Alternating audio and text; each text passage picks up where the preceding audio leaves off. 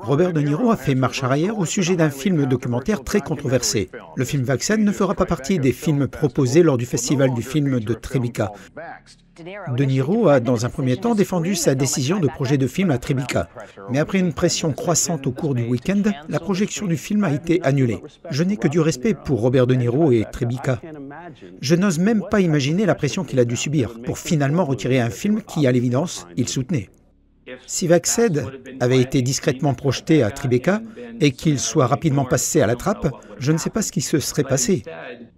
Mais au lieu de cela, les organes d'information ont largement médiatisé le fait que Robert De Niro lui-même avait retiré Vaxxed du festival.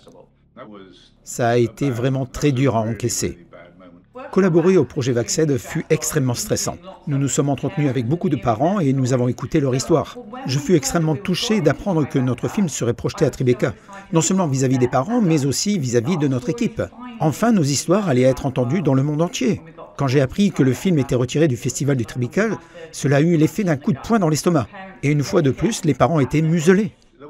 Ces 3 jours furent les plus pénibles de ma vie, jusqu'au début de la semaine suivante. L'annonce de la projection de ce film appelé Vaxxed a suscité une vive controverse et a fait les gros titres au début du festival de cette année. Tout ce que je voulais, c'était que le film soit vu, que les gens jugent par eux-mêmes. Mais vous devez le voir. Avec cette controverse, il est probable que davantage de gens verront ce film. Oui, tel qu'il devrait. Ce fut un moment extraordinaire. Et cela est un véritable révélateur de la censure. Que cela fonctionne ou pas, pour la partie adverse. Il n'avait jamais été confronté à une telle chose auparavant. Jamais il n'avait eu à faire face à un film tel que celui-ci. Et ils l'ont censuré. Et la censure en a fait une bombe.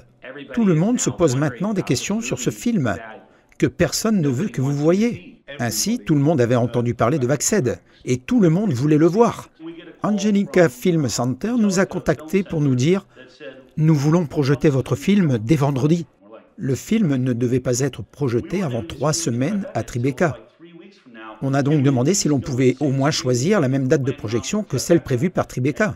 La réponse fut « Non, votre histoire est celle qui, aujourd'hui, dans le monde entier, fait le plus de bruit dans les médias sociaux. Et nous ne savons pas combien de temps cela va durer. C'est pourquoi nous vous offrons cette possibilité. Nous n'avions pas d'argent, nous n'avions pas d'affiches, nous n'avions pas de publicité, nous n'avions rien. Et nous avions 3 jours pour décider de projeter ou non le film au cinéma Angelica à New York. Nous avons dit oui. »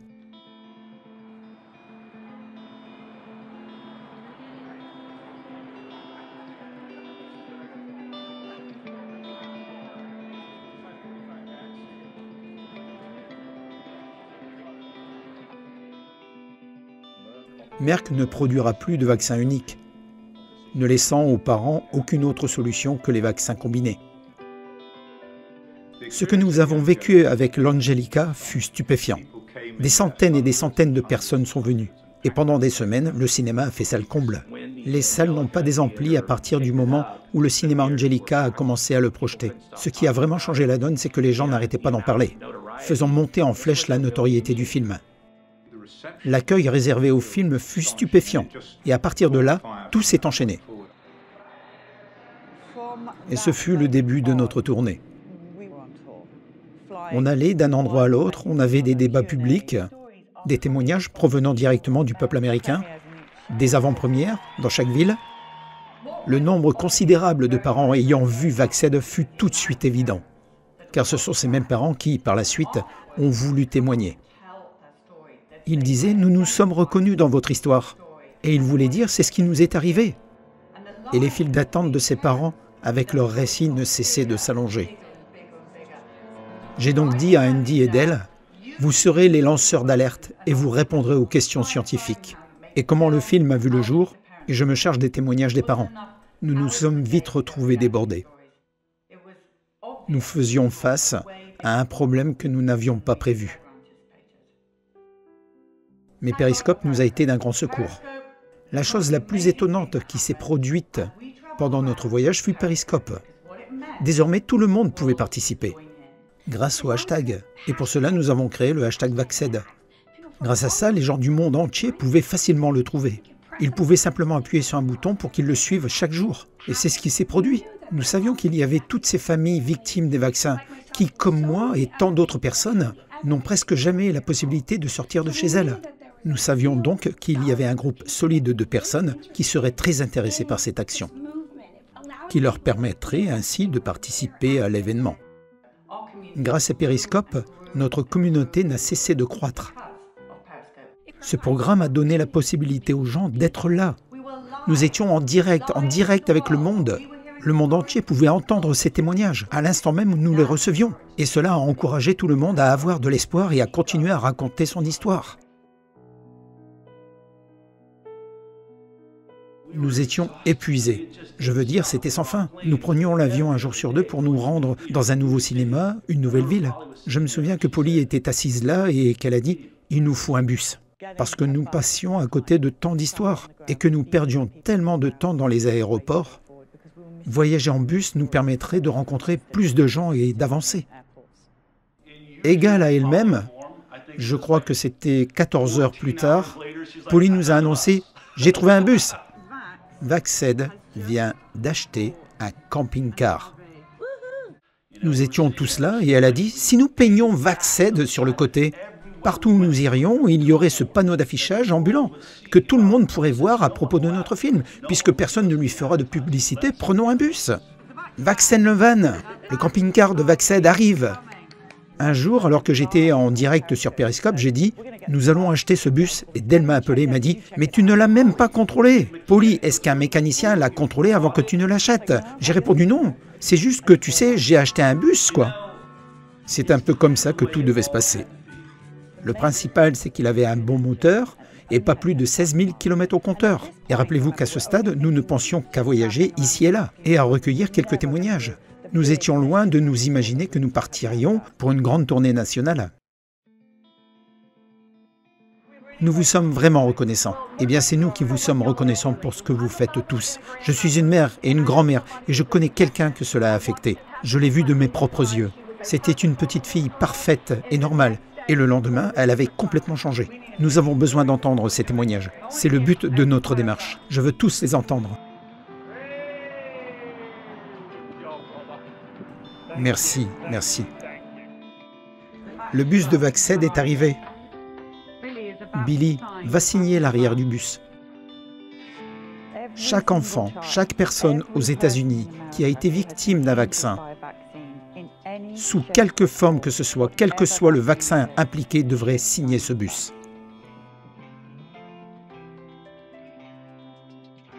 Merci, j'ai fait ça.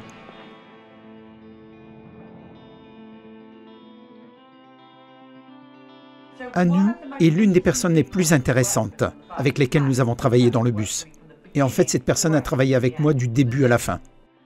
Anu est venu nous voir, mais à l'époque, et contrairement à nous, il ne croyait pas vraiment que les vaccins étaient le problème. Je n'avais pas encore vu le film Vaxed. La première chose que j'ai dite à l'équipe, c'était « Écoutez, je comprends ce qui se passe avec ce film et le vaccin ROR, et son lien possible avec l'autisme régressif, mais je ne suis pas sûr d'être complètement d'accord avec vous sur l'idée que les vaccins causent d'autres dommages. » Lorsque nous nous sommes mis en route pour enregistrer ces témoignages, je pensais au fond de moi que j'allais obtenir des milliers d'histoires sur les vaccins ROR et l'autisme. Mais à peine 2 jours plus tard, nous rencontrions Anna Robinson, qui fut notre première grande expérience révélatrice. J'ai reçu les 3 injections de Gardasil. Le jour de Noël, je me suis réveillé et j'ai commencé à vomir. Toutes les 30 minutes, toute la journée.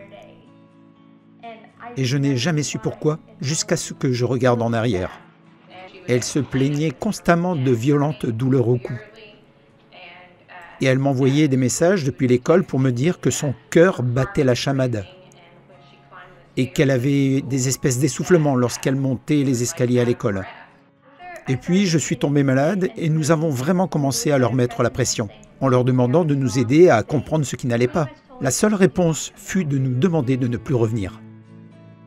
À elle seule, elle a changé l'état d'esprit de toute l'équipe parce qu'elle pouvait parler, contrairement à Billy qui ne pouvait pas expliquer ses tourments. Elle a vécu exactement ce qui lui est arrivé. De voir étape par étape ce qui lui était arrivé a produit comme un déclic dans mon cerveau. Attends une minute, il y a quelque chose qui ne va pas vraiment ici. Nous avions donc devant nous une jeune fille, une belle jeune fille en fauteuil roulant, qui nous racontait son expérience avec le vaccin Gardasil contre le HPV, et les images d'elle nous ont vraiment touchés. Son histoire a vraiment changé notre état d'esprit. Et à la fin de ce témoignage, je me suis dit, Oh mon Dieu, je ne sais vraiment pas ce qui se passe. Il y a vraiment autre chose. À partir de là, nous avons obtenu bien plus que ce que nous espérions. Nous étions sur le point de recevoir une leçon inestimable.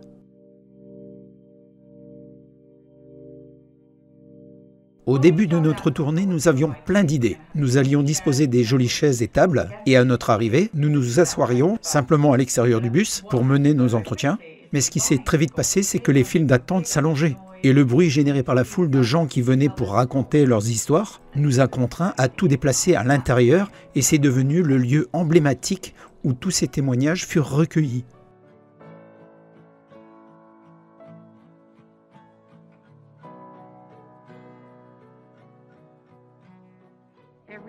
Chaque jour de notre vie était une fête. Chaque jour, ils se tenaient la main, souriaient et riaient, se regardaient, interagissaient les uns avec les autres. Nous les avons fait venir. Ils avaient alors 9 mois et 4 jours. Pour ce faire, nous faisions un vaccin à la fois. Et le 25 juin 2007, ils ont reçu le vaccin anti-pneumocoque. Ce vaccin seulement ? Oui, un seul. Ma fille avait encore la marque du vaccin sur la jambe et elle a été la première à recevoir son injection. Et elle a crié et n'a jamais vraiment cessé de crier après ça. Mais nous avons continué, nous ne savions pas. Les garçons aussi ont reçu leur injection. Et à midi, Claire s'est complètement éteinte. Claire ? Oui, notre fille s'est fermée en premier. C'est comme si elle était devenue aveugle et sourde et qu'elle ne s'épanouissait plus. D'une petite fille tout à fait heureuse et souriante. Voici une photo d'elle, on peut voir qu'elle était capable d'établir un véritable contact visuel. Elle était vraiment adorable et elle s'est tout de suite éteinte. Et à partir de ce moment-là, elle n'a plus rien fait d'autre que de fixer le ventilateur du plafond. C'est arrivé à midi et l'injection avait été faite à 10 h. À 14 h, nous avons vu Richie s'éteindre. Tous ces babillages et ces mama dada et ces déplacements d'un meuble à l'autre, tous, ils se sont juste éteints. Tous les rires, tous les sourires, et encore une fois, l'incapacité de s'épanouir. Ils ont perdu tous leurs réflexes. Je suis éducatrice en audiologie. J'ai fait le test du réflexe stapédien, qui est la contraction involontaire des 2 muscles de l'oreille moyenne, juste pour voir s'il fonctionnait encore, et il ne fonctionnait pas. Ce réflexe permet d'atténuer le son afin que les oreilles ne soient pas blessées par un son très fort. Et leurs 2 oreilles n'avaient plus de réflexe stapédien. Ils ont cessé de cligner des yeux, de bâiller, de tousser et d'éternuer. Vous pouviez agiter quelque chose devant leurs yeux et ils ne sursautaient même pas. Rien ne les faisait sursauter. Ils avaient perdu leur réflexe. J'ai jeté un annuaire téléphonique juste derrière eux et aucun n'a sursauté. Aucun n'a même regardé pour voir ce que c'était. Il était 14 h et nous avons regardé Richie s'éteindre et je ne pouvais plus respirer. Le pire, c'est quand nous avons vu le dernier se fermer. On aurait dit que Robbie avait été frappé par un bus. À partir de ce moment, Robbie avait un regard stupéfait, figé sur le visage. Si vous lui demandiez ou disiez son nom, on pouvait penser qu'il faisait semblant de ne pas entendre. Bien qu'ils aient tous les 3 une audition normale, je leur ai fait passer des tests, mais il avait perdu toute sa gaieté. C'est une photo de ses 1 an. Son premier anniversaire, 3 mois après l'injection. 3 mois après l'injection. Il n'interagissait plus avec quoi que ce soit ou avec qui que ce soit. Leur sourire avait disparu. Ils étaient juste isolés dans leur propre petit monde. Ils ne se sont plus jamais tenus la main. Ils ne se sont plus jamais regardés. Pardon.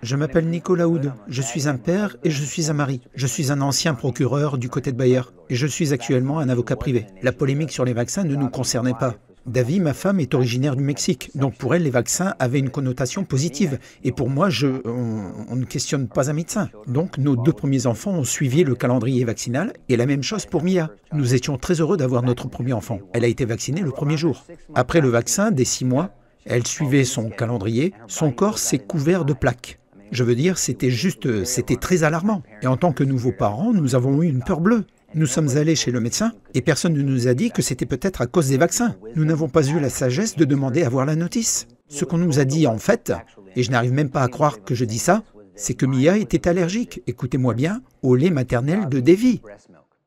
Et personne ne nous a donné une raison médicale. Personne ne nous a donné d'explication médicale sur la raison pour laquelle notre fille s'est mise à faire de l'urticaire immédiatement après le vaccin des 6 mois. Les traits caractéristiques de Michael étaient impressionnants. Nous avons des vidéos et des photos de lui établissant un contact visuel. Il répondait à son nom, souriait, faisait semblant de lire. Vous pouviez retenir son attention. Il n'arrêtait pas de babiller. Et Davy disait même « Eh bien, cet enfant n'est pas près de se taire ». Je veux dire, il ne va pas arrêter de parler. C'est un enfant qui fera entendre sa voix. L'ironie dans tout ça, c'est qu'aujourd'hui, il est non-verbal. Je n'ai jamais eu de conversation avec mon fils de 9 ans. Je peux vous certifier qu'il n'est pas né avec des troubles du spectre de l'autisme. Il interagissait, il réagissait, il était dans la norme. Ceci jusqu'au cycle vaccinal des 16 à 18 mois et qu'il reçoive cette grosse dose de ROR.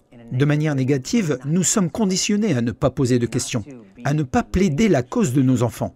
C'est ce que je fais pour vivre. Je me bats pour aider les gens. Je suis une sorte de garde du corps juridique et pendant des années, j'ai dû faire face au fait que je n'avais pas été un bon avocat pour mon fils. Tous les avocats des États-Unis devraient monter au créneau sur cette question. Pensez à ce que je vais vous dire. Pas d'études placebo en double aveugle, c'est-à-dire pas d'études de sécurité. Des tonnes de dommages, pas de responsabilité. Quel avocat serait d'accord avec ça ? Même si vous ne croyez pas à l'affirmation selon laquelle les vaccins pourraient être la cause des dommages subis par nos enfants, vous ne pouvez pas vous satisfaire de ce système. Vous ne pouvez tout simplement pas. Je connais mon fils et je peux voir quand ça ne va plus. Je peux le voir piégé dans la prison de l'autisme. Je peux le voir crier et me hurler « Papa, comment je fais pour sortir d'ici? Que dois-je faire pour sortir d'ici? Je n'ai pas mérité d'être ici, peux-tu m'aider à sortir d'ici ?» C'est moi, c'est nous qui sommes confrontés à ça. Et s'il y a bien une chose que je ne dirai pas à mon fils, c'est que je suis un dégonflé qui a peur de raconter ton histoire. Je te promets que je n'ai pas peur de raconter ton histoire, Michael. Puisque tu ne peux pas parler pour toi-même, puisque la cupidité et la tromperie de quelqu'un t'ont enlevé la capacité de raconter ton histoire, je vais la raconter pour toi.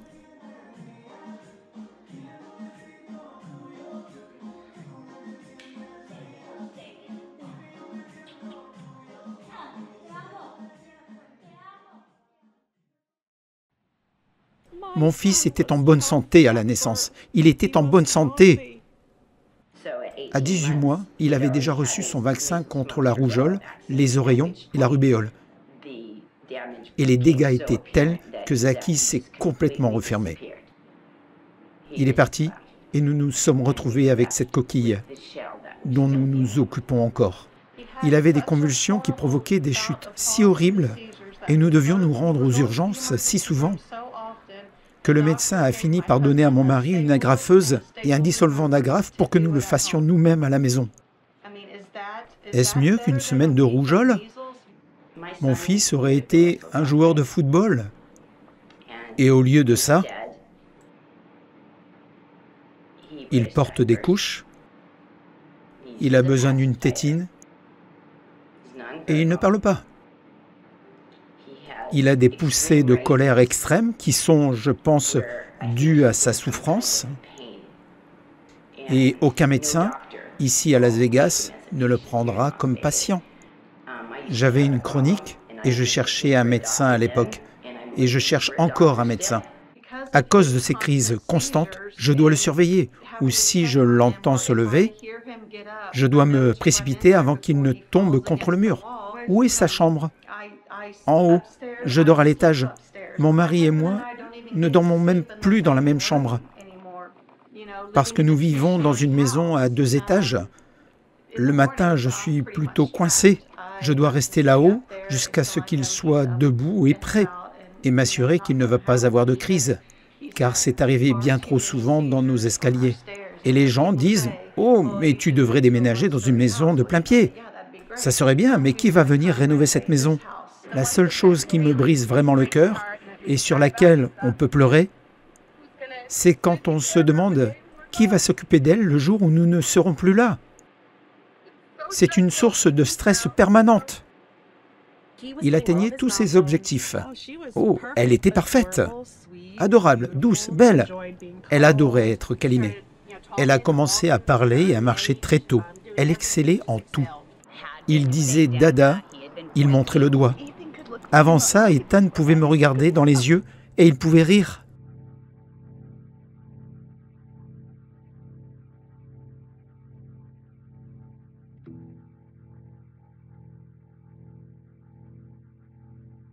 Jamie avait des fièvres très fortes.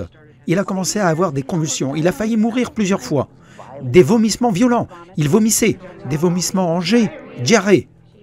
Elle pleurait tout le temps. Aucune solution médicale. Pleurs hystériques. Des cris. Le genre de cris que je n'oublierai jamais. Elle a arrêté de parler.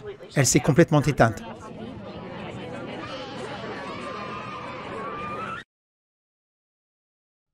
Laissez-moi vous raconter à quoi ressemble une journée dans notre vie. Vous avez par exemple un enfant de 6, 7 ou 8 ans qui n'a pas appris à être propre et qui, à 2, 3 ou 4 heures du matin, a une couche bien remplie. On peut imaginer combien cela doit être inconfortable et donc il l'enlève. Très vite, il y en a partout. Il y en a partout sur le lit. En peu de temps, il y en a sur moi, sur elle. Je m'emporte contre elle, elle s'emporte contre moi. Nous nous emportons tous les deux contre les enfants, qui sont les seuls innocents dans toute cette histoire. Et la seule chose qui, dans ce scénario, brille manifestement par son absence, ce sont toutes les personnes qui vous ont dit que cette injection était sûre et qu'ils sont tous en train de dormir tranquillement dans leur lit. Qu'est-ce qui vous a amené ici aujourd'hui? Eh bien, nous voyageons à travers les États-Unis dans ce bus. Nous écoutons les témoignages des parents qui ont été victimes des vaccins, car nous en avons plus qu'assez d'entendre les médecins nous dire que les vaccins sont sûrs et efficaces, et que les gens qui, comme moi, les ont crus, ils se retrouvent maintenant avec un enfant handicapé. Nous faisons donc ce que le gouvernement et les pédiatres, les médecins, la profession médicale auraient dû faire dès le début, c'est-à-dire écouter les parents. Tout ce qui se passe dans ce bus, tous les témoignages viennent du peuple américain. Mais quand j'observe les dégâts causés par les vaccins que j'ai pu constater, il y a presque une tendance qui est la suivante. Dommage le plus tôt possible. Dommage le plus souvent possible. Nier que les dommages pourraient être autre chose qu'une coïncidence. Dénigrer les dommages lorsqu'ils sont signalés. Décrire les parents des enfants endommagés comme délirants ou fantasques. Ensuite, diaboliser ces parents et ensuite diviser la société pour que les pro-vaccins diabolisent ensuite les parents qui étaient autrefois pro-vaccins, mais qui ont vacciné leurs enfants, qui se sont retrouvés endommagés.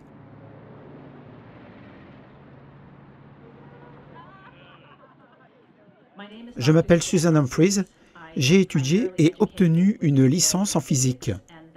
Puis j'ai fait des études de médecine interne et je me suis spécialisé en néphrologie. Ce qui m'a fait réaliser qu'il pourrait y avoir un problème avec les vaccins, c'est qu'un de mes propres patients m'a dit qu'il allait bien jusqu'à ce qu'il soit vacciné. J'ai donc fait des recherches et j'ai découvert que sa fonction rénale était parfaitement normale avant qu'il ne reçoive ce vaccin et qu'il a dû subir une dialyse dans le mois qui a suivi. J'ai senti qu'il fallait que je sache la vérité. Et si la vérité était que les vaccins étaient sûrs et efficaces, et qu'ils jouaient bien le rôle qu'on leur attribue, alors j'aurais promu ces vaccins. J'aurais fait sonner les tambours de la vaccination. J'avais juste besoin de savoir si oui ou non les vaccins causaient réellement des problèmes à mes patients. Je n'ai pas pu arrêter mes recherches après cela, parce qu'il y avait tellement de preuves et tant de choses que je découvrais en étudiant la sécurité des vaccins qui m'ont vraiment fait halluciner. Et d'une manière un peu morbide, j'ai trouvé cela fascinant, parce que, à partir de ce que j'avais été programmé à croire, l'histoire était en train d'être réécrite dans mon cerveau. Nous avons donc eu l'honneur d'avoir avec nous dans le bus le Dr Susan Humphries. On n'arrête pas de me dire « Polly, tu ne peux pas faire ce que tu fais parce que tu n'as pas de diplôme de médecine. » Et voici que se joignait à nous le Dr Susan, avec un diplôme de médecine, un grand médecin. Tout se mettait en place, nous avions désormais l'équipe parfaite. Il y a tant de professionnels qui comprennent qu'il y a un problème et qui veulent en savoir plus. Et ils entendent les témoignages que nous recueillons dans le bus, ou bien ils lisent des livres ici et là, et ils sentent qu'ils ne peuvent plus continuer comme avant. Qu'en est-il des professionnels de la santé, des infirmières, des médecins, qui se sont présentés pour raconter leur histoire, qui ont réalisé que l'histoire des parents était en fait la bonne depuis le début? Je m'appelle Lisa Rankin, je suis médecin de famille. Je suis le docteur Judy Mikovits. Je m'appelle docteur Patricia Ryan. Je suis Paul Thomas. Je suis professeur en médecine à l'école de médecine de l'Université de West Virginia. Je m'appelle Cornelia Frantz. Et vous êtes médecin pédiatre? Je suis médecin pédiatre. Et depuis combien de temps exercez-vous? Depuis très longtemps, plus de 30 ans. Je m'appelle Kemi Betton. Jeanne Orient. Je suis interniste à Tucson, en Arizona. Je suis le docteur Ramon Ramos. Je suis pédiatre ici à Savannah, en Géorgie. Je suis médecin urgentiste. Je m'appelle James Newshander. Je suis médecin à Hanovre, dans le Michigan. Je suis le docteur Sherry Tepini. Je suis de Cleveland, dans l'Ohio. Depuis septembre 2000, je fais des recherches sur les problèmes liés au vaccin. J'ai consacré bien plus de 20 000 heures de mon temps libre à la recherche de problèmes avec ces vaccins. Docteur Bob Zajac, je suis pédiatre certifié. Je m'appelle Tetiana Aboukanish. Mes qualifications? Tout d'abord, je suis mère, et je crois que c'est la plus importante qualification. Et il se trouve qu'en plus de cela, j'ai un doctorat en immunologie. Lorsque les médecins ont commencé à venir au bus, nous ne pouvions pas en croire nos yeux. Cela demandait beaucoup de courage à ces gens qui se sont levés et qui ont parlé, car ils savent ce qui est arrivé aux médecins et aux scientifiques qui se sont attaqués à cette question et qui ont été détruits. Des médecins, des infirmières, des gens qui ont les meilleures qualifications du monde médical. L'histoire que leur ont racontée leurs collègues, la santé publique, l'enseignement médical, parrainé par l'industrie pharmaceutique, était en fait un grand mensonge. Lorsque vous avez commencé votre cursus, quel type de formation avez-vous reçu sur les vaccins? Honnêtement, je ne me souviens pas que nous en ayons jamais parlé. On nous a juste appris qu'ils aident à prévenir les maladies. On nous a dit lors de nos rotations que les vaccins étaient sûrs et efficaces. Voici les calendriers. On ne nous apprend pas ce que contiennent ces vaccins. On nous a juste demandé de connaître le calendrier. Sûr et efficace, ils ont sauvé des millions de vies. On nous a enseigné le calendrier, nous n'avons pas appris ce qu'il contenait. C'était plus une question de philosophie vaccinale que de science appliquée. Comme vous le savez, les médecins ne reçoivent pas vraiment de formation sur les vaccins. Si vous faites partie de ces gens qui savent plus que les médecins, c'est bien, pas de vaccin. Mais dans ce cas, vous n'avez plus le droit d'aller chez le médecin. D'accord? Pourquoi voudriez-vous aller chez un médecin qui en sait moins que vous? C'est incroyable, mais ils ne nous ont pas appris grand-chose. Très peu, très peu. Ce qu'on nous a dit, en gros, c'est « voilà ce que vous devez donner à vos patients ». Il était juste question d'administration des vaccins, mais pas d'en connaître les effets ni les risques réels associés. Voici le calendrier des vaccins. Ils sont les sauveurs de l'humanité. Ils sont sûrs et vous devez vous assurer que tout le monde soit vacciné. Dans le domaine des vaccins, tout est parfait, tout est sûr et efficace. Tout a été déterminé. Il n'est pas nécessaire de revenir en arrière et de vous poser des questions.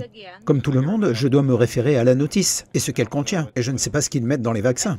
J'ai donc pensé qu'il s'agissait d'eau saline et qu'il y avait des fragments de virus dedans pour sauver. Super sûr.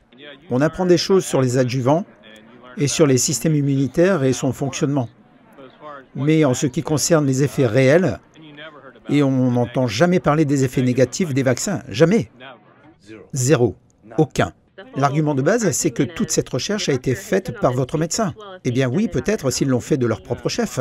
Eh bien, puisqu'il n'est pas question de mettre en doute la sécurité des vaccins, et à moins de passer un peu de temps seul à enquêter, on présume que les vaccins sont bons et que tout le monde devrait être vacciné. Et nous devons nous assurer que chaque enfant qui vient dans notre cabinet soit vacciné à temps au risque d'attraper une maladie horrible.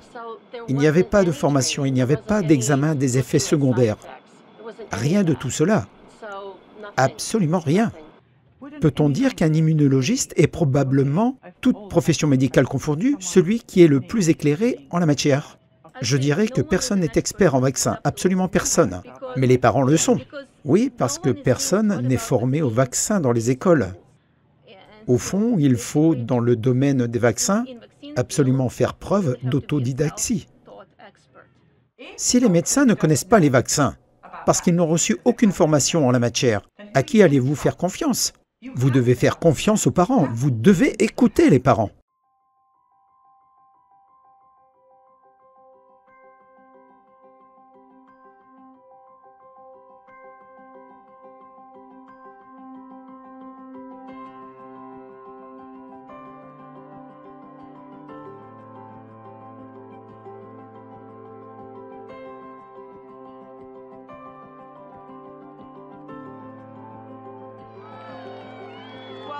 C'est incroyable. Qu'allez-vous faire avec ce bus quand vous aurez fini?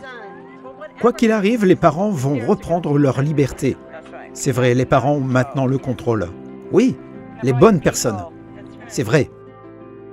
Tu vois tous ces cœurs? Tu vois cela? Oui. Ils sont tous pour toi. Tous pour moi? Tous ces cœurs. Regarde, toutes les couleurs différentes, ils apparaissent maintenant. Les couleurs arrivent. Chacun d'entre eux est pour toi. Cool, n'est-ce pas? Oui. Voilà à quel point les gens t'aiment. Ils m'aiment aussi. Ils t'aiment vraiment? Oui, bébé, les gens t'aiment. Ils t'aiment beaucoup.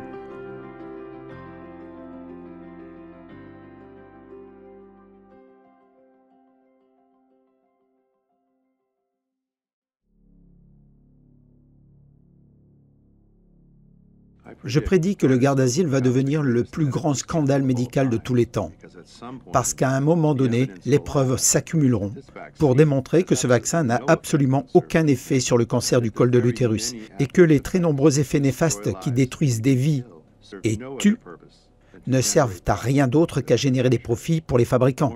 Ancien médecin de Merck. Ce que j'ai compris du papillomavirus humain, c'est que c'est une infection qui va et qui vient, qui existe depuis longtemps et qui touche de nombreux animaux, y compris les lézards et les primates, qu'elle n'est pas seulement chez les humains et que les bébés naissent avec. J'ai donc été très surprise que ce virus soit si répandu et qu'on lui attribue la responsabilité de donner des cancers aux gens. Et puis, j'ai découvert que ces cancers ne sont pas nécessairement attribués uniquement à ce virus, mais que ce virus était pourtant ciblé par un vaccin. Au cours de la tournée de Vaxed, nous avons pu réaliser de brillantes entrevues.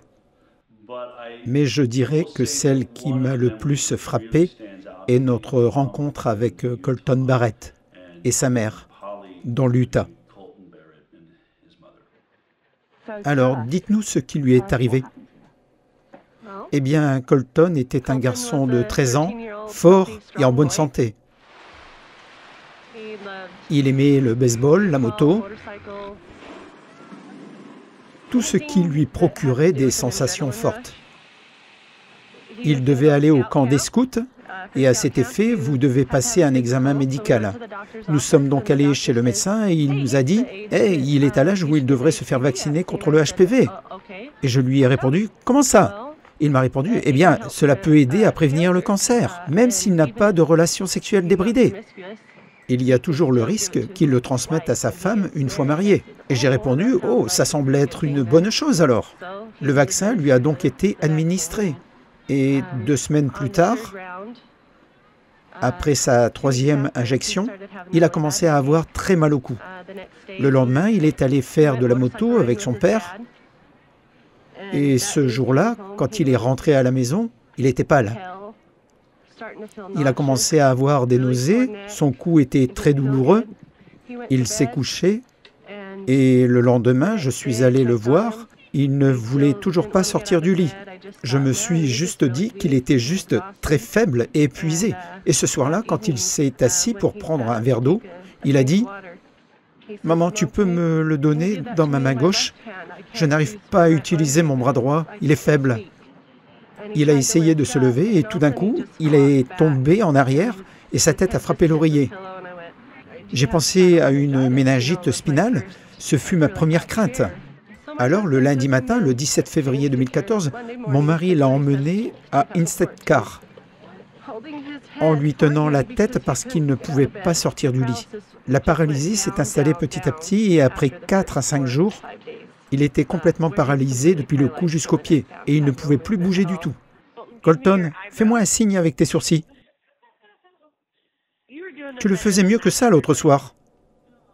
Voilà. Montre-moi oui. Montre-moi oui. Montre-moi non.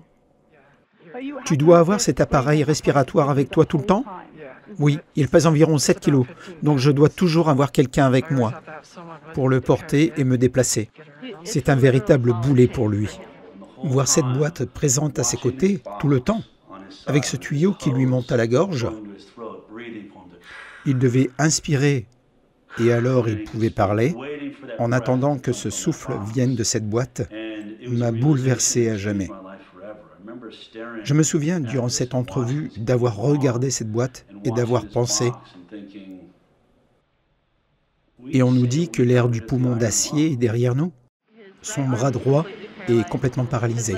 Son bras gauche n'a plus aucune fonction minimale maintenant. Et il a de la chance d'avoir retrouvé ses jambes et sa force fondamentale. Les personnes qui ont administré ce vaccin, où sont-elles maintenant? Que disent-elles?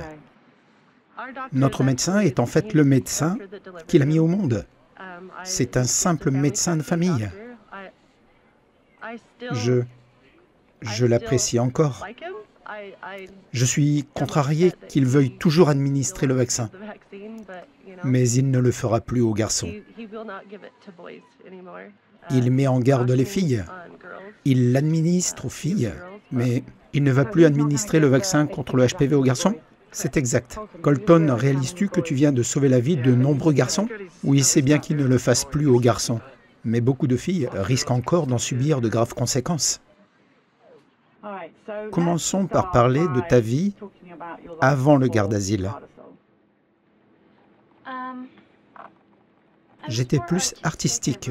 Je ne faisais pas de sport, même si j'aimais faire du jogging et des exercices quand il faisait beau.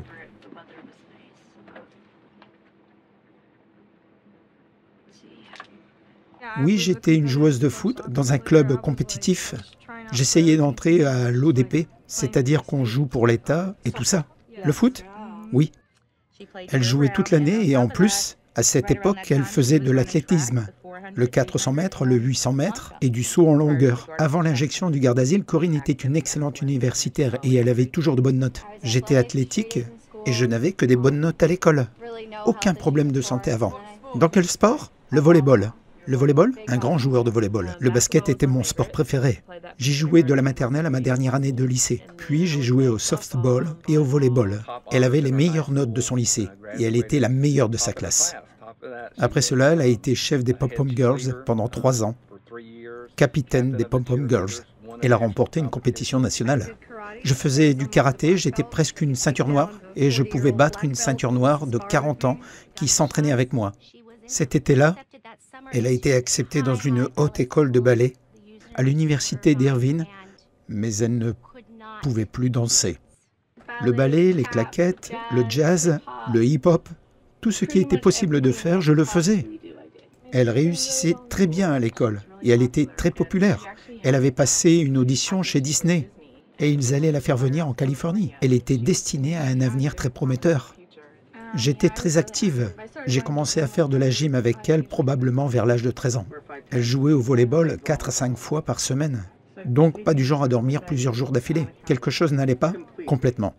Elle jouait au basket, elle faisait de l'athlétisme. Elle a fait de la lutte universitaire en première année. Elle avait des amis.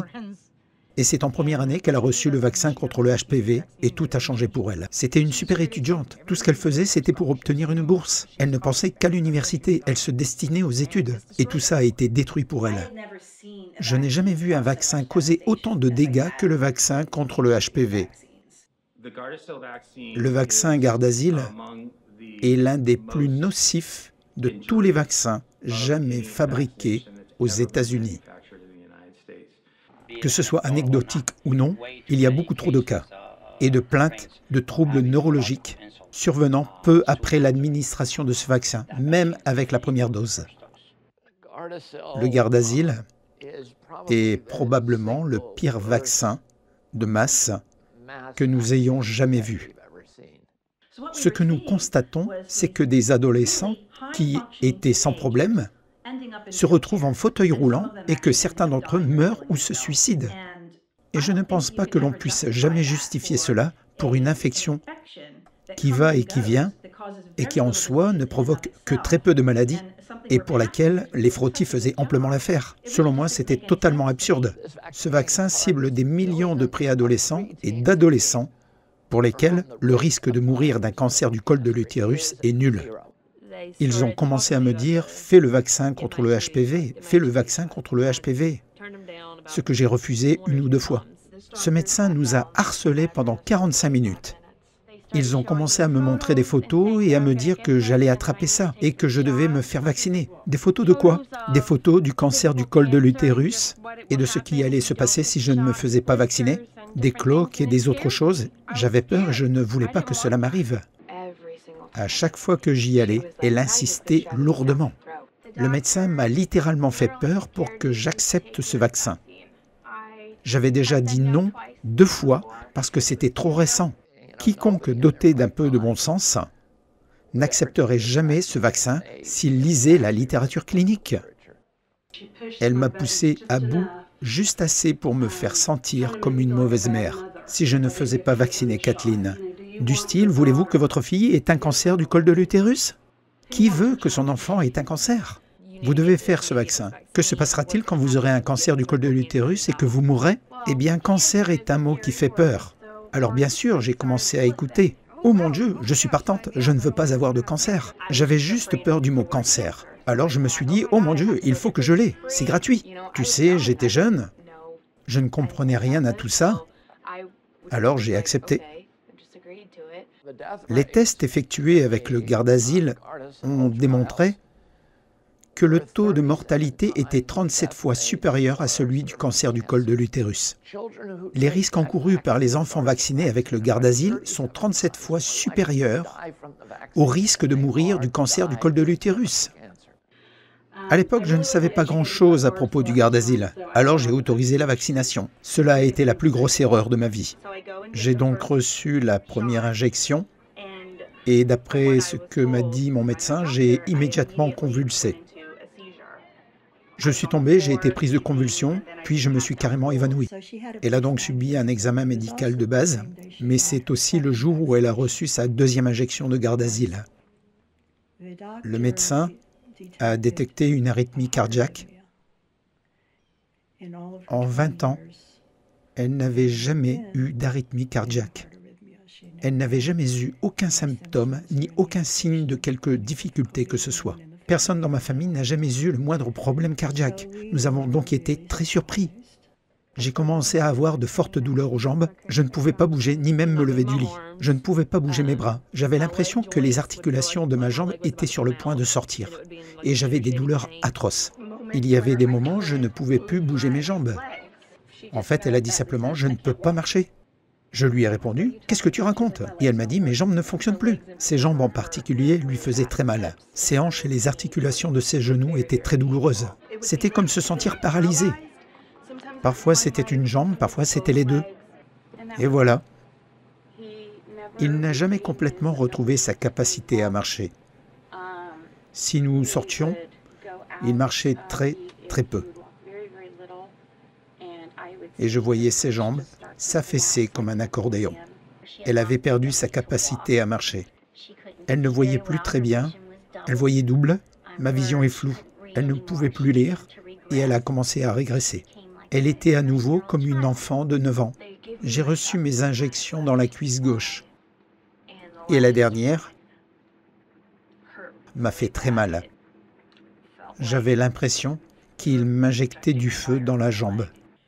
Elle a reçu sa 3e injection et elle a dû être hospitalisée dans les 2 semaines qui ont suivi. Et elle est restée 8 mois à l'hôpital. Elle a été hospitalisée 9 fois en 26 mois. Hospitalisée pour quelle raison? Pour une douleur extrême et incontrôlable. Quand cela survient-il et où est localisée la douleur? Absolument partout. Son premier symptôme majeur était une douleur atroce à la tête. La pire migraine que vous puissiez avoir multipliée par 10. Mes articulations, ma colonne vertébrale et surtout ma tête. Elle était devenue sensible à la lumière, au son, et elle devait être dans une pièce sombre. De très très mauvaises migraines, des vertiges et une fatigue si intense qu'elle n'a même pas pu sortir du lit ce jour-là. Des maux de tête. Au début, ils commençaient lentement, et puis j'ai commencé à en avoir tous les jours. Ils commençaient à se propager à l'arrière et progresser vers l'avant, très intense et perturbant, et je ne pouvais plus penser correctement. J'ai eu mes premières règles, puis elles ont disparu pour toujours. Elles ne sont jamais revenues. On lui a donc diagnostiqué une maladie très rare, appelée médiasténite fibrosante post-histalienne. Dans son médiastin droit, elle a une masse tissulaire de 10 cm, inopérable. Et nous espérons juste qu'elle ne grossira pas. Nous ne savons pas. Nous vivons au jour le jour. C'est très proche de ses organes vitaux, donc ils ne peuvent pas opérer pour essayer de l'enlever. Elle a attrapé une pneumonie, une bronchite, 2 otites, une sinusite, une infection de la gorge et une mycose constante. Elle me disait « J'ai tellement mal, j'aimerais que quelqu'un m'arrache la colonne vertébrale, car je ne peux plus supporter ça. » C'est une sonde. En gros, elle monte dans mon nez et descend dans ma gorge. Et elle passe dans mon estomac pour atteindre mon duodénum, ou la première partie de l'intestin grêle, car mon estomac est complètement paralysé. Votre estomac est paralysé? Oui. La sonde nasogastrique ne fonctionnait pas, et pendant 3 ans, elle devait être alimentée par un orifice. 3 ans. Cet enfant n'a jamais mangé de repas pendant 3 ans. Et comme si cela ne suffisait pas, et qu'elle n'avait pas assez souffert, et elle avait cette douleur atroce dans les os, dans les jambes, et il fallait lui mettre de la glace sur les jambes pour la soulager. Elle était malheureuse. Elle était vraiment malheureuse. Et elle me disait « Je veux rentrer à la maison ». Elle était dans cette maison et elle me disait « Je veux rentrer à la maison ». Elle voulait être avec le Seigneur. Je suis allé chez le gynécologue pour un frottis et on m'a dit que les résultats étaient anormaux. Et j'ai immédiatement paniqué parce que je n'avais jamais eu de frottis anormal. Très peu de médecins en ont entendu parler. Personne ne sait comment le traiter. Tout ce qu'ils prescrivent, c'est un cobaye. C'est un sujet expérimental initial. Ils lui ont donc donné un immunosuppresseur et de l'itranoconazole, un médicament antifongique. Je vous montre ici la quantité de médicaments qu'elle doit prendre. Voilà où mène le vaccin Gardasil. C'est la conséquence de tout ça, et ce n'est qu'un sac. Nous en avons une quinzaine d'autres à la maison. Ok, je lui ai demandé ce qu'elle entendait par cellule anormale. Elle a répondu, eh bien, elles sont précancéreuses. Et j'ai demandé cancéreuse pourquoi? Elle a dit cancer du col de l'utérus. On va devoir s'inquiéter pour le reste de sa vie. Que se passera-t-il si l'inflammation dans son corps fait grossir cette masse à nouveau? Je n'aurais jamais dû me faire vacciner. Car dans mon esprit, je savais que c'était eux qui m'avaient donné le HPV. Le problème avec le Gardasil, comme avec la plupart des vaccins, est qu'il n'a jamais été testé contre un vrai placebo inerte. Et le CDC et le HHS disent que si vous ne le testez pas contre un vrai placebo, ce n'est pas de la science. Un placebo est juste une substance inerte qui ne cause aucun dommage et qui est administrée à un groupe d'individus dans le cadre d'une étude clinique particulière. Ensuite, on donne le médicament à un autre groupe expérimental. Les personnes qui étaient censées être le groupe témoin ont reçu de l'aluminium. Et quand ils ont fait ça, sur 100 patients, au moins 2 ont connu un événement auto-immune grave. Vous n'avez aucun moyen d'évaluer si les lésions que vous observez sont causées par ce produit, ou si ce ne sont que de fâcheuses et tristes coïncidences. Le CDC le savait. Merck, le fabricant de vaccins Gardasil, le savait. C'est aussi clair que le nez au milieu du visage. Il suffit de regarder les données des essais cliniques. L'entité qui réalise cette étude et qui la finance, c'est Merck. Merck a dû décider quels dommages étaient causés par le Gardasil et lesquels n'étaient que de regrettables coïncidences. Et comme ils avaient ce pouvoir, il les a tous classés comme de regrettables coïncidences.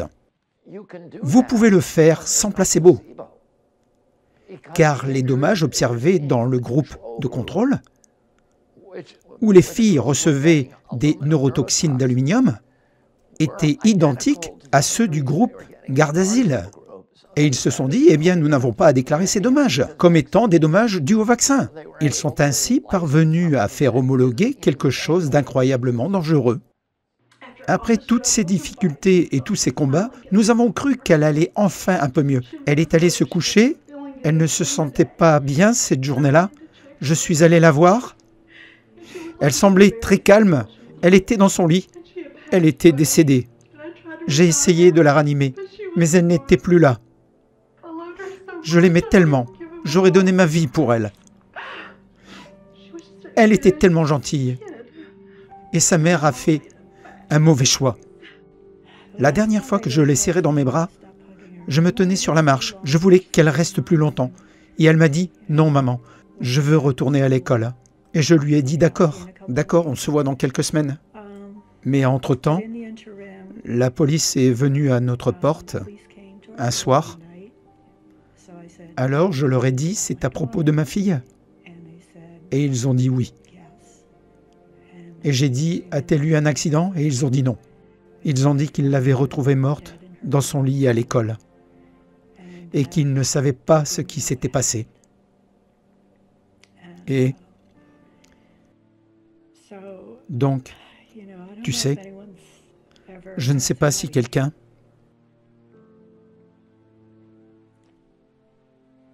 Christiane Darcel est décédée d'une réaction auto-immune au Gardasil, le vaccin contre le HPV. En 2008, le gouvernement américain a accordé une indemnisation maximale de 250 000 $.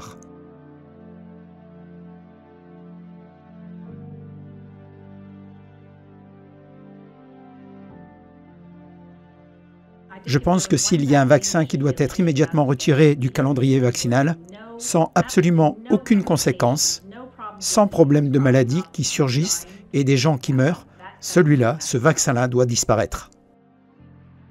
Dis-nous ce que tu ressens. Eh bien, ça craint de ne plus pouvoir faire de sport. Parce que j'en faisais beaucoup. C'était mon activité préférée. Mais tu te débrouillais bien en sport? Oui, je dois m'asseoir sur la ligne de touche et regarder les autres jouer. Mais je commence à m'y habituer. Ce n'est plus aussi pénible qu'auparavant. Ce qu'il y a de bien avec Colton, c'est qu'il sourit toujours. C'est un enfant génial. Il ne se plaint pas. Tu es quelqu'un de bien, hein? Oui, je suppose.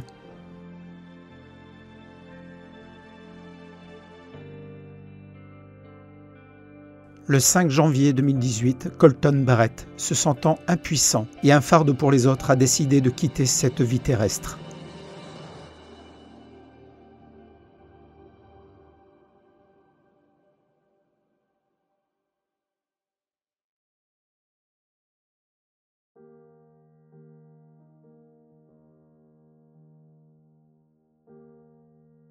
Nous diffusons ceci en mémoire de ces bébés qui sont décédés.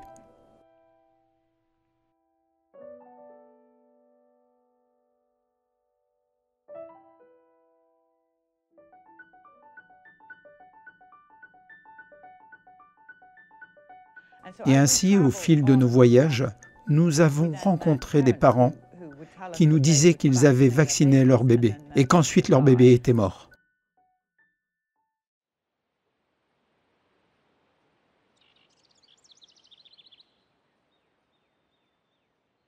Je me suis rapproché pour l'embrasser et lui souhaiter une bonne nuit. J'ai embrassé sa joue.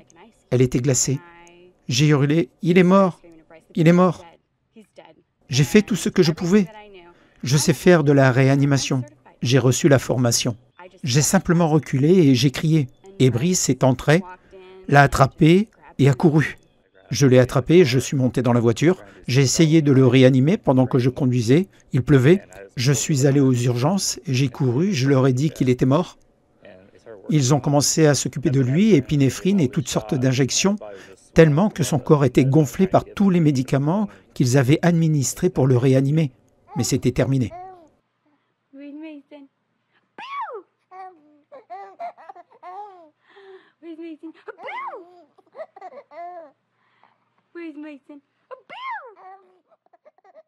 En 2014, le Centre de contrôle des maladies a mené une étude sur le taux de mortalité infantile afin d'examiner l'incidence de la mortalité infantile dans 34 pays développés.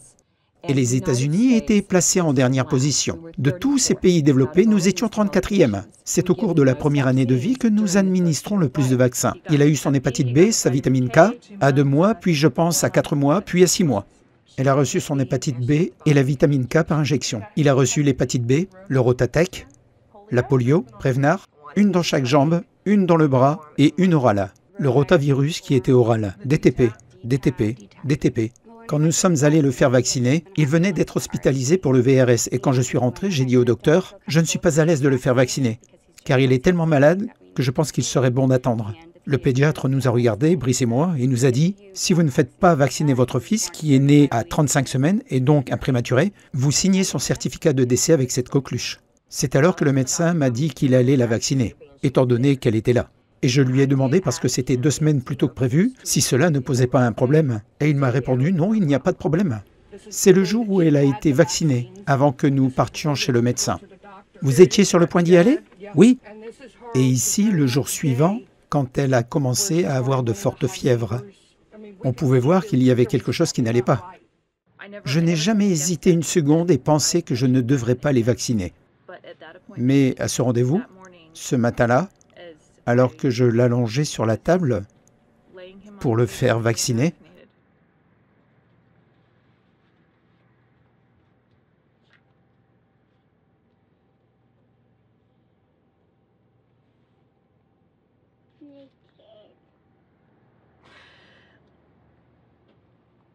l'infirmière allait introduire l'aiguille dans sa cuisse droite. Quelque chose en moi a crié « Non, ne fais pas ça, attends !» Mais à ce moment-là, c'était trop tard. Il ne dort pas, je ne peux rien faire pour le rendre heureux. Quand elle ne dormait pas, elle était très irritable. Si elle ne pleurait pas, elle était très léthargique. On avait l'habitude de le bercer dans nos bras et on lui mordillait le ventre. Elle adorait ça, mais ensuite, elle n'aimait plus ça.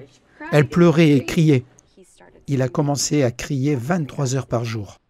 Il était tellement groggy qu'il n'était plus là. Il regardait juste le plafond et à chaque fois que vous essayez d'attirer son attention, il détournait le regard. Il m'a dit qu'elle avait un petit rhume. Juste un rhume. Je lui ai alors donné la petite dose de Tylenol. C'est ce que le médecin m'avait dit de faire. Et je l'ai mis au lit. Et puis, avant de partir travailler, je suis allé l'embrasser. Et je me souviens de son regard, il était si triste. Généralement, il n'était pas triste. Et il n'avait aucune raison de l'être. Son père était avec lui, il était avec sa sœur, il pouvait jouer avec elle. Mais c'était comme si je le quittais pour la dernière fois. Et il le savait. Elle est morte dans son sommeil, c'était le vendredi saint, 2 jours avant Pâques. C'était la dernière fois que j'embrassais sa joue chaude. Il était vivant. La dernière fois que je l'ai tenu dans mes bras. La dernière fois que je lui ai dit que je l'aimais. Eh bien, je suis allé l'allonger et je suis allé remplir le lave-vaisselle. Et quand je suis allé le voir, il était parti. Je me souviens de l'avoir tenu comme ça, sa tête tombée en arrière. Et ses bras étaient tout simplement sans vie, comme s'il était déjà parti. Je l'ai laissé pour sortir les poubelles. Je suis revenu et elle était arc-boutée et ne respirait plus. J'ai commencé la réanimation, j'ai appelé mon mari, il est venu et a continué. Quand les premiers secours sont arrivés, la première personne que j'ai vue était quelqu'un avec qui j'avais grandi. Il est arrivé en courant dans l'allée et je me suis dit « Oh, c'est bien, il va faire tout son possible. » Vous savez, ils sont donc entrés et ils ne sont pas parvenus à le réanimer. Et quand je les ai entendus demander une deuxième injection d'épinéphrine, j'ai su qu'elle n'allait pas revenir. On n'a pas pu la sauver.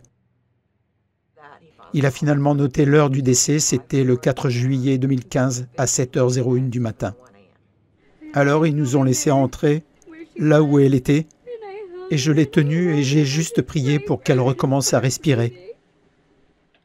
Elle a traversé beaucoup de choses. Elle a perdu son innocence cette nuit-là.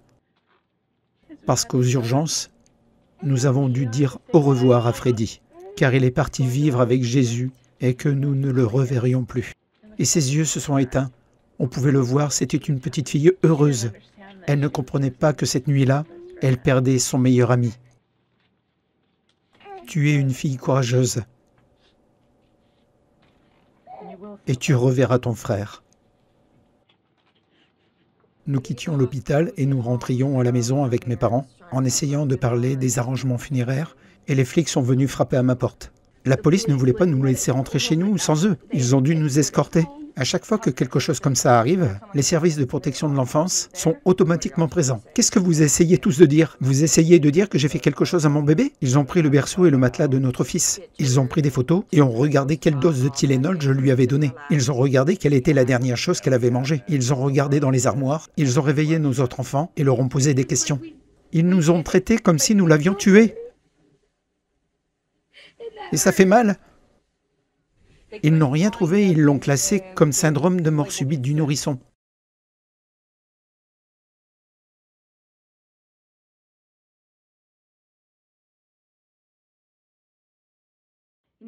Ces nourrissons ne meurent pas comme ça. Les maladies ne les atteignent pas à un tel rythme que nous devons les protéger à tout prix avec un vaccin. Et les gens disent que les vaccins rendent les enfants plus sains. Vraiment? Regardez le vaccin contre l'hépatite B. Il est absurde d'injecter un vaccin contre l'hépatite B à un nourrisson dont la mère n'a pas l'hépatite B. Cela me rend folle. Pourquoi est-ce un vaccin pour les jeunes enfants?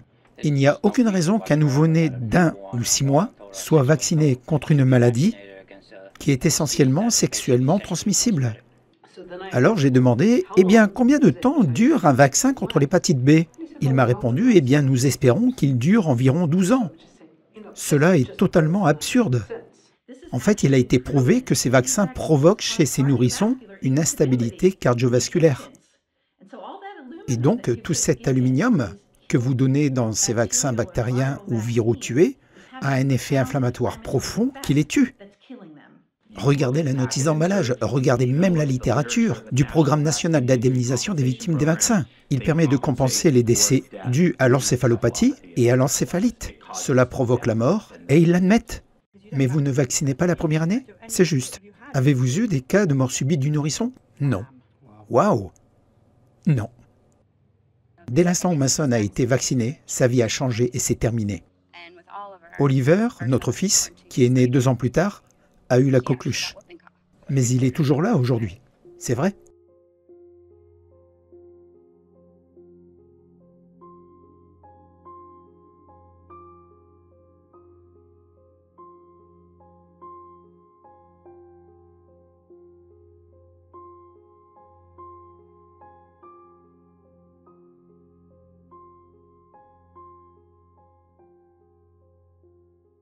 Qui aurait cru qu'on pouvait mourir d'un vaccin?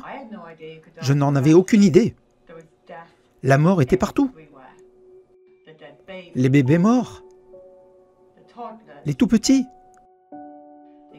les jeunes enfants, les adolescents, les adultes, les personnes âgées. Chaque jour, dans chaque endroit, quelqu'un venait nous raconter la mort de l'un d'entre eux.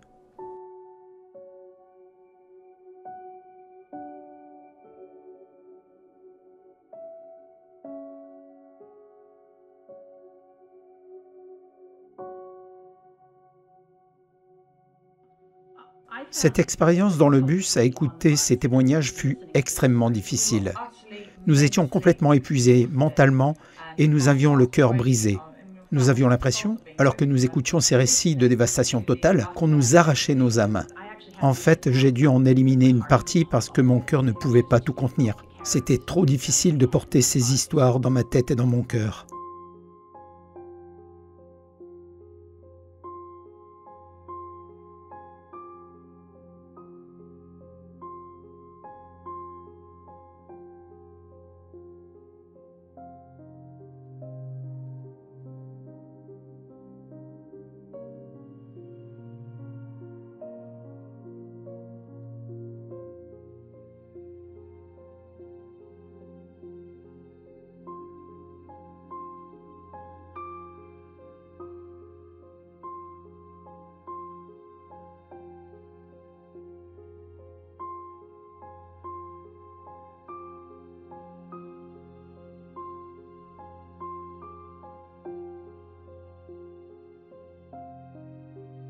Ceci est notre hommage à ceux qui n'ont ni été vus, ni été entendus.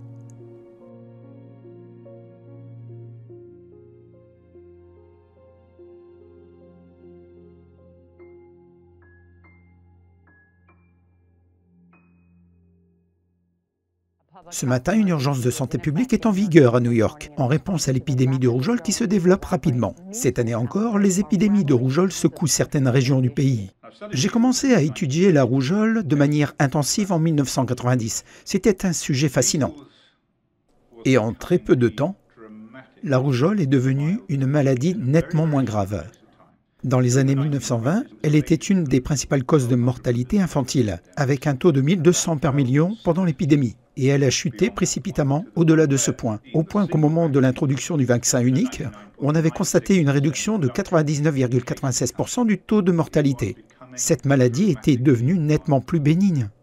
Il s'agissait d'une immunité naturelle collective qui fonctionnait extrêmement bien. Ainsi, ce qu'a fait l'immunité naturelle collective, c'est de limiter l'âge de l'infection à l'enfance, moment où la rougeole est une maladie bénigne. Et cela fonctionne de deux façons. Premièrement, l'exposition à la rougeole dans l'enfance conduit à une immunité à vie. Vous ne la contracterez donc pas à l'âge adulte, moment où la rougeole est une maladie plus grave. L'exposition à la maladie vous a donc protégé. Deuxièmement, les mères qui ont eu la rougeole de façon naturelle transmettent une excellente immunité transplacentaire à leur fœtus en développement et à leur bébé par l'allaitement. Ainsi, durant la première année de leur vie, les bébés sont protégés contre la rougeole. Le vaccin contre la rougeole a diminué le nombre de cas de rougeole dans ce pays. Ok, personne ne peut le nier. Le problème, c'est qu'il a déséquilibré l'immunité de la population, de sorte que les plus vulnérables ne sont plus protégés. Qu'a donc fait la vaccination? Tout d'abord, elle ne fonctionne pas, donc elle ne produit pas d'immunité à vie. Le vaccin échoue et vous devenez sensible à la rougeole, à un moment où vous seriez plus vulnérable à une infection grave une fois adulte. Deuxièmement, les mères qui ont été vaccinées contre la rougeole ne transmettent pas une bonne immunité à leurs bébés. Les bébés ne sont donc plus protégés pendant la première année de leur vie. La vaccination a donc en fait détruit l'immunité naturelle collective. Si aujourd'hui nous arrêtions de vacciner contre la rougeole, nous assisterions à une résurgence de la maladie. La plupart des gens, même les adultes, l'attraperaient. Il n'y aurait pas de problème, ils s'en remettraient. Les gens pensent qu'on peut mourir si on attrape la rougeole à l'âge adulte, mais ce n'est pas le cas. Mais s'il y a davantage de virus en circulation dans la population, alors les nouveau-nés qui étaient auparavant protégés par les mères seraient maintenant à risque. Ce programme de vaccination nous a donc mis dans le pétrin. Il a également suscité de nouvelles inquiétudes quant aux poches d'enfants non vaccinés dans la région et dans tout le pays. Une communauté non vaccinée est une communauté à risque. Elle nous met en danger. Dire que ces enfants sont en quelque sorte une menace pour les personnes vaccinées, eh bien, si les vaccins fonctionnent, ils ne constituent pas du tout une menace. Mais bien sûr, ils ne fonctionnent pas. C'est donc un problème de santé publique. L'objectif est de forcer tout le monde à se faire vacciner. Et la principale raison est de se débarrasser du groupe de contrôle non vacciné, de sorte que personne ne puisse voir dans quelle mesure les enfants non vaccinés sont en bonne santé par rapport aux enfants vaccinés. Ils ne sont pas une source d'infection. Ce sont les enfants les plus sains que vous puissiez rencontrer. Donc, comme je l'ai dit, toute cette notion d'immunité collective est basée sur une fabrication complète. C'est un mensonge.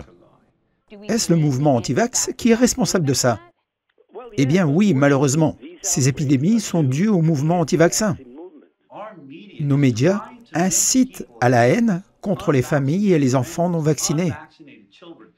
Ils cherchent à vous terrifier avec la rougeole et vous racontent que si elle se propage, c'est à cause des gens qui ne se font pas vacciner. Mais ce qui est effrayant, c'est le langage.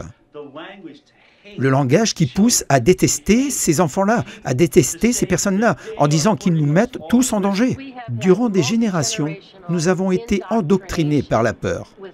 Parce que les gens ne comprennent pas que, pour une grande majorité des gens, la rougeole est une fièvre, une toux, une éruption cutanée, voire même une diarrhée. Mais l'autisme est véritablement une maladie, parce que c'est quelque chose qui est permanent, qui change la vie et qui dure vraiment longtemps. Vous préférez avoir un rhume ou une grippe? Ou alors optez pour un simulacre de vie, parce que vous avez trop peur d'attraper une infection? Un de mes enfants était en bonne santé, fort et plein de vie avant la vaccination. Mais très peu de temps après, il est devenu terne et pâle. Et bientôt, la maladie a fait son apparition. Il a échappé de justesse à la mort. Je crois, monsieur, que nous pouvons aller jusqu'à dire que les enfants qui ont été vaccinés peuvent être distingués de ceux qui ne le sont pas. Un parent, le 31 décembre 1894. Vous ne rencontrerez jamais un parent qui regrettait de ne pas avoir opté pour la vaccination. Mais vous en rencontrerez plusieurs centaines de milliers parmi ceux qui l'ont fait. Nous avons donc fait une pause après la première étape et nous avons tous eu le temps de réfléchir à ce qui venait de se passer avec ce nombre incroyable de personnes qui se sont présentées pour raconter leur histoire. Et c'est là que nous avons soudain réalisé que les personnes non vaccinées étaient là pour une raison. Nous devions entamer une deuxième étape qui consisterait à les rencontrer également. Ils ne font pas d'études comparatives entre les personnes vaccinées et les non vaccinées, parce qu'ils ont peur des résultats, car nous savons ce qui se passerait si nous faisions une étude comparative. L'ensemble du programme de vaccination serait remis en question. Ils ne feront pas d'études comparatives. Nous, le peuple, nous allons nous rendre sur place et voir par nous-mêmes qui sont les personnes non vaccinées. Nous savons ce que vivent ceux qui ont subi des dommages. Examinons maintenant le monde des non vaccinés. Regardez tous ces enfants non vaccinés qui sont en vie. Extraordinaire!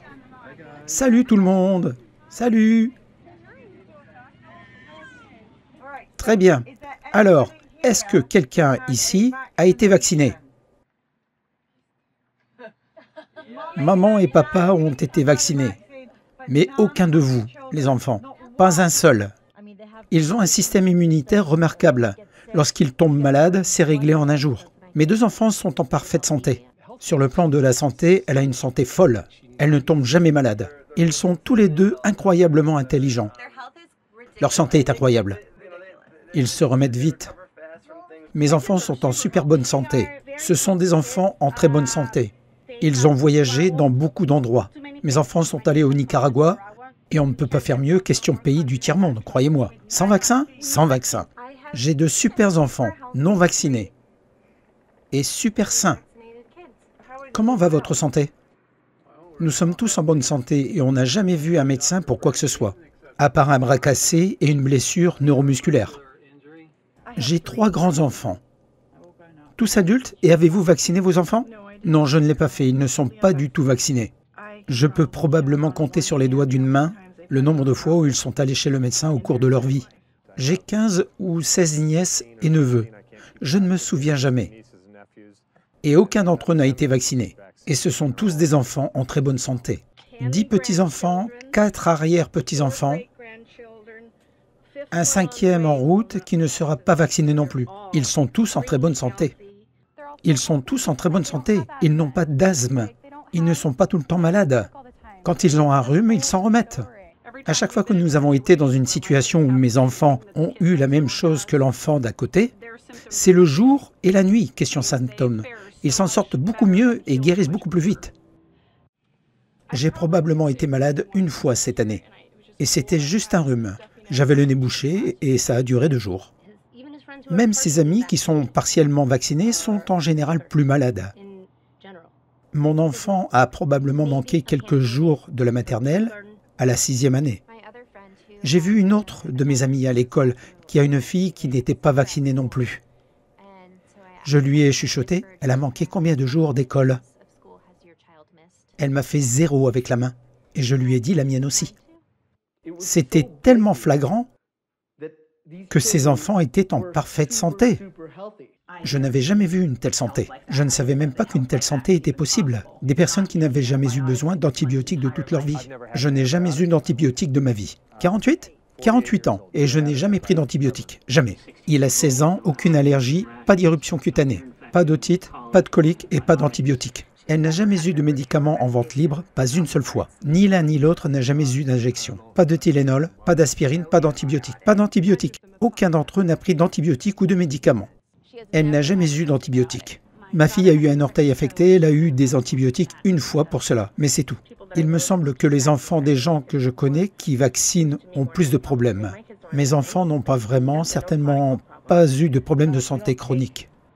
Ils n'ont jamais pris de médicaments. Ils sont allés chez le médecin pour des fractures. C'est la seule chose pour laquelle j'apprécie les médecins. Les enfants non vaccinés sont toujours les plus sains. Ma fille a eu 3 otites avant l'âge de 6 mois. Après ce rendez-vous de 6 mois, Et après que nous ayons arrêté, elle n'en a plus jamais eu. Rien du tout. Elle était en parfaite santé. Une santé robuste. Oui. Elle n'a jamais eu d'otite. Ni l'un ni l'autre d'ailleurs. Et les otites? Non. Tu as 14 ans, tu as dû au moins avoir une fois une otite dans ta vie. Non. Ma fille a maintenant 12 ans et n'a jamais eu une seule otite. Otite? Non, aucun de mes enfants n'a jamais eu d'otite du tout. Jamais? Non, aucun d'eux. Voir ce nombre d'enfants dans ces populations non vaccinées qui n'ont jamais eu une seule infection, c'est difficile à imaginer. Mon fils était une otite ambulante et tout ce que nous avons fait, c'est de le bourrer d'antibiotiques pour éviter les otites. Et maintenant, vous avez ces enfants qui ne sont pas vaccinés et une très grande proportion d'entre eux n'ont jamais eu d'otite. C'est à peine croyable. Nous nous attendions à ce que ces enfants soient constamment malades et que leur système immunitaire ne soit tout simplement pas soutenu. La réalité était complètement à l'opposé de ça. Vous n'avez jamais reçu de vaccin? Jamais, jamais. J'ai la soixantaine, je n'ai jamais été vacciné pour quoi que ce soit. Rien du tout? Non. Et puis j'ai 2 enfants qui ont maintenant 28 et 30 ans et ils n'ont jamais été vaccinés. Voici Palmer, il a 6 ans, il a été malade peut-être 4 jours dans toute sa vie. Il n'a jamais eu les oreillons, la rougeole ni la varicelle. Eczéma, asthme, otite? Trouble du comportement? Non, madame. Rien. Autisme? Trouble du comportement? Non. Allergie aux cacahuètes? Non. Il a de l'eczéma, des allergies, une infection de l'oreille? Non, juste des muscles forts et un cerveau très intelligent. J'étais enseignante en maternelle, j'ai donc pu constater la différence chez les enfants. Je sais comment les enfants devraient être, comme ils le sont aujourd'hui. Mes 2 garçons lisaient déjà à l'âge de 4 ans. Ma famille pense que c'est une sorte de vaudou. Pour eux, nous sommes fous. Comment peut-on ne pas être vacciné? Mais à chaque fois qu'ils voient nos enfants, ils se disent que c'est incroyable à quel point ils sont en bonne santé. Ils semblent tellement à l'avance qu'à 18 mois, ils chantaient des chansons et pouvaient avoir une conversation. C'est un garçon très intelligent. Il a 3 ans et il apprend le mandarin. Il connaît l'espagnol, il connaît l'anglais et c'est un enfant bilingue. Il connaît le langage des signes, c'est un enfant très intelligent. Elle connaît le langage des signes, elle parle l'espagnol. Nous lui apprenons aussi l'espagnol. Il parle 3 langues? Oui. Il connaît l'anglais, l'espagnol et le langage des signes. Elles sont très intelligentes et c'est en fait un défi de les mettre au défi en lecture et en maths. Elles sont au-dessus de leur niveau. Ce sont tous des enfants très intelligents, aux yeux pétillants et en bonne santé. Il a 3 mois et il est très fort. Il est super fort. Il est super en bonne santé. Il est heureux et il sourit tout le temps. Je n'arrive pas à croire que cet enfant de 4 mois est en fait en train de se tenir debout. Je ne fais que la soutenir. Elle est alerte. Elle est si forte. C'est la meilleure thérapie qui soit, prendre un bébé non vacciné et le câliner. Désolé. Les gars, vous savez, je suis désolé de vous rapporter ça, mais c'est la vérité. C'est ce que nous voyons ici, nous n'inventons rien. Et c'est le peuple américain qui nous fait son rapport. Il y a des enfants qui sont vaccinés et endommagés. Et il y a des enfants qui ne sont pas vaccinés et qui vont parfaitement bien. Tout est devenu soudainement plus léger. À la minute où nous avons invité les non-vaccinés dans notre vie, tout s'est mis en place comme ça. On pouvait faire une histoire sur les morts subites du nourrisson qui nous brisait le cœur, et une famille non vaccinée arrivait. Et il n'a pas fallu longtemps pour que nous puissions constater que leur histoire est la même, encore et encore et encore. Tout comme ceux endommagés par les vaccins qui est toujours la même. Cela fait maintenant 15 ans que je vous dis que les enfants vaccinés sont ceux qui sont les plus malades, et que les enfants partiellement vaccinés le sont moins, et que les enfants les plus sains sont les enfants non vaccinés. Je pratique depuis suffisamment longtemps pour pouvoir vous dire que les enfants non vaccinés sont en meilleure santé. Je peux également vous dire que si les enfants non vaccinés représentent un problème, alors, à en croire ce qui circule comme maladie, on devrait voir énormément de mes enfants non vaccinés admis à l'hôpital. Et je constate le contraire. Parmi les histoires les plus intéressantes que nous avons entendues, il y a celle où le premier enfant a été endommagé, ou peut-être le deuxième, et où ses parents ont eu d'autres enfants et ont décidé de ne pas les vacciner à cause des horreurs qu'ils avaient vécues auparavant. Et la différence, c'est que leur enfant non vacciné est à 100% en bonne santé. J'ai un certain nombre de patients dans mon cabinet qui ont 2 enfants. C'est un bon moyen de contrôle, parce que la plupart d'entre eux n'ont pas compris tout de suite. Donc leur enfant a été partiellement vacciné. Mais ils ont tous arrêté assez tôt. Et il y a une énorme différence entre les 2 enfants et le niveau de leur affection. Mais si vous commencez à chercher et à rassembler tous ces gens qui ont eu la même expérience, je pense que vous allez voir la même chose dans tous les domaines. Le niveau d'affection de ce 2e enfant et la façon dont il est affecté vont être beaucoup moins importants, voire pas du tout, par rapport au premier enfant qui a été complètement vacciné. Aviez-vous réglé cette question à temps pour l'enfant que vous avez eu ensuite? Oh oui, elle n'a pas été vaccinée, pas du tout.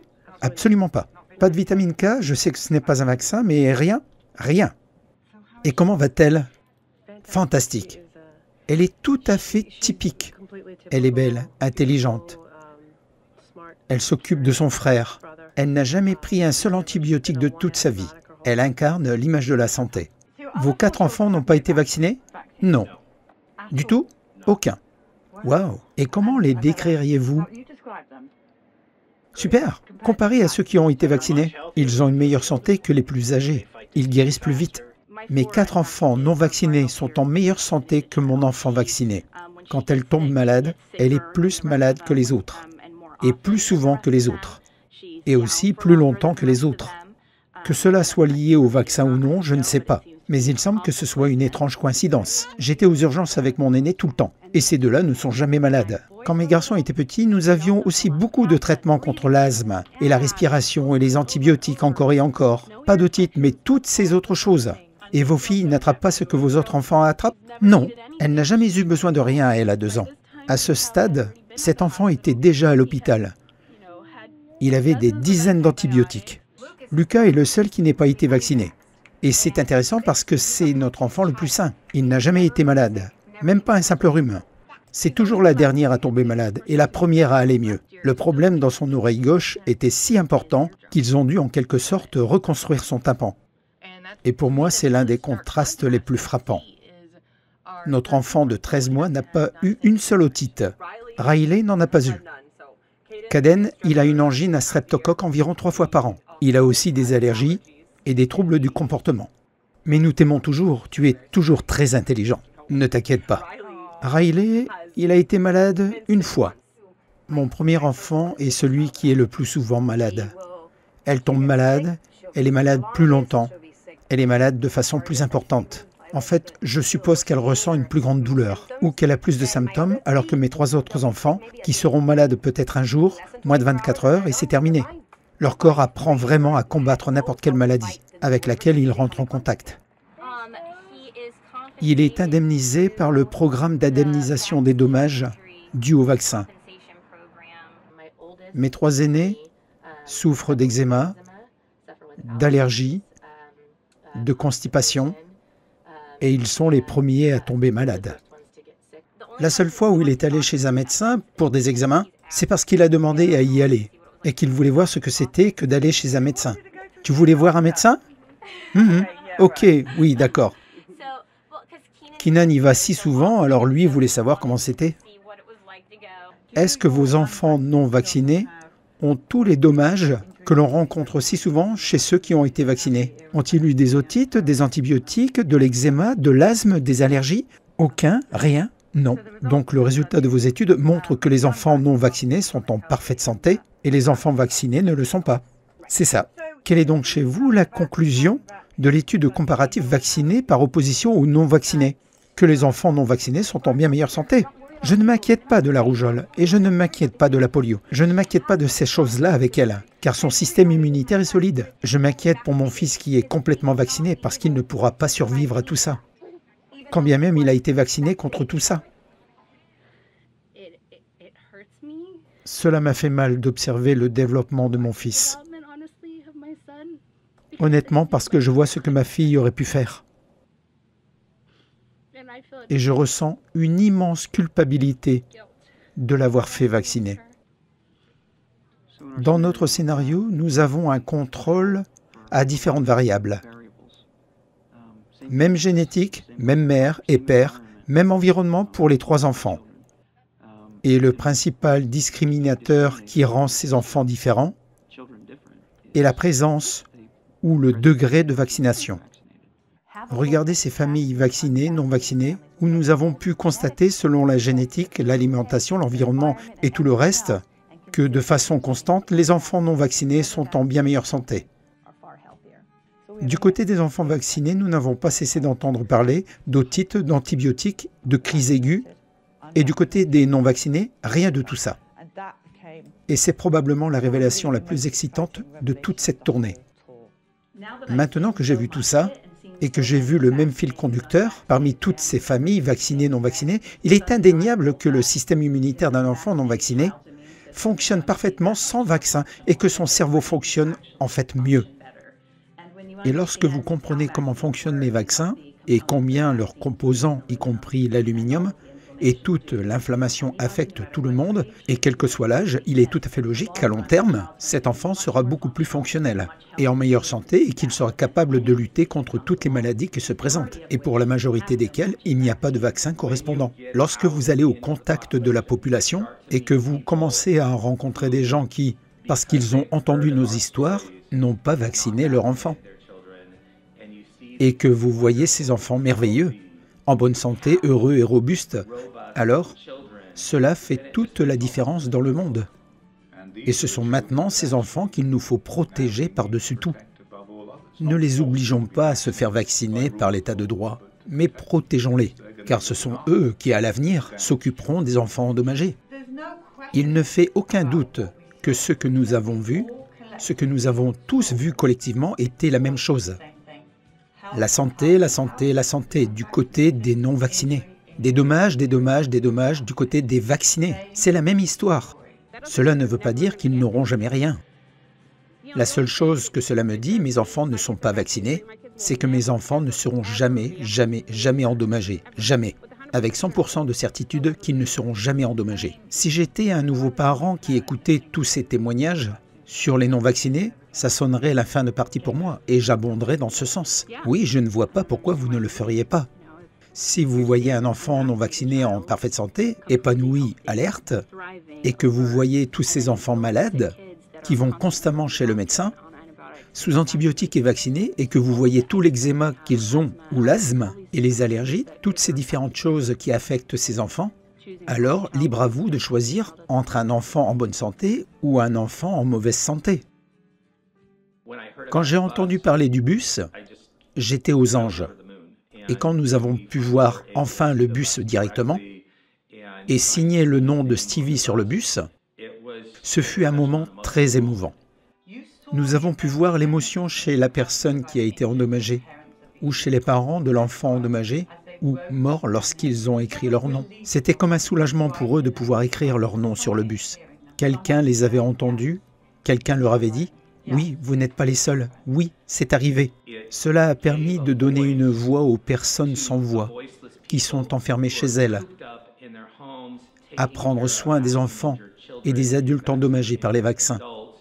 Et je savais que les gens sortiraient en masse. Les gens comptent. Alors une fois qu'ils ont commencé à parler, ce qu'ils ont fait en fait, et ça va s'amplifier, c'est désormais l'autre camp qui doit agiter le drapeau blanc. C'est terminé. Ce n'est pas comme si parler nous avait fait gagner quoi que ce soit. Nous avons perdu des amis et des membres de la famille. Les gens ne nous parlent pas. Nous ne sommes plus acceptés dans les groupes de mamans. Nous ne sommes plus acceptés dans les cabinets de médecins. Ce n'est pas dans notre intérêt de parler. Mais si mon histoire, ou si l'une de nos histoires peut aider à sauver un enfant, d'un dommage ou de la mort, alors cela en vaut la peine. Parce que nous ne pouvons pas ignorer quelque chose comme ça. Connaître la vérité et ne rien dire. On ne peut pas. Qu'avons-nous fait à tous ces gens? Nous les avons privés de leur vie telle qu'elle aurait dû l'être. Nous avons détruit le cerveau d'innombrables personnes dans le monde entier. Cela peut changer et cela changera. Et nous gagnerons cette bataille, s'il doit en être ainsi. Et nous la gagnerons grâce aux histoires des parents. Nous la gagnerons grâce aux parents qui diront leur vérité. Nous la gagnerons grâce aux médecins et aux infirmières qui se lèveront et diront « Je sais que c'est vrai ». Si j'avais vu que les vaccins peuvent causer des dommages en dehors de l'autisme, des dommages incroyables, si j'avais entendu dire que les médecins, les professionnels de la santé n'avaient aucune formation en matière des vaccins, et si j'avais vu la santé des personnes non vaccinées, Je n'aurais jamais craint la rougeole, les oreillons, la rubéole, la varicelle. Toutes ces choses pour lesquelles nous vaccinons nos enfants, je ne les aurais pas craintes. Je crois vraiment à ce mouvement et à ce changement que nous verrons un jour.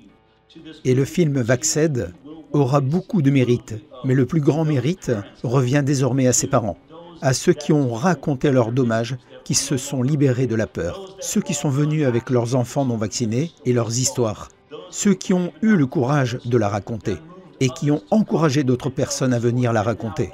Et maintenant, partout dans le monde, les gens témoignent. C'est le mouvement.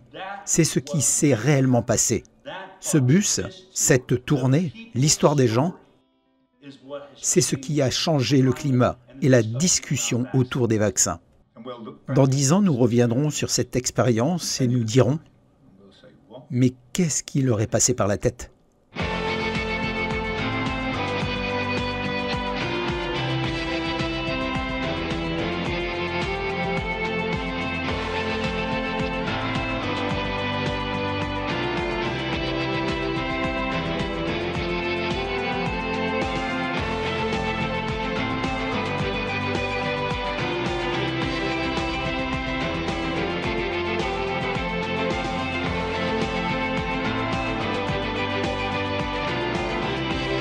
Ainsi, le bus pourra continuer à avancer. Nous n'avons fait qu'effleurer la surface.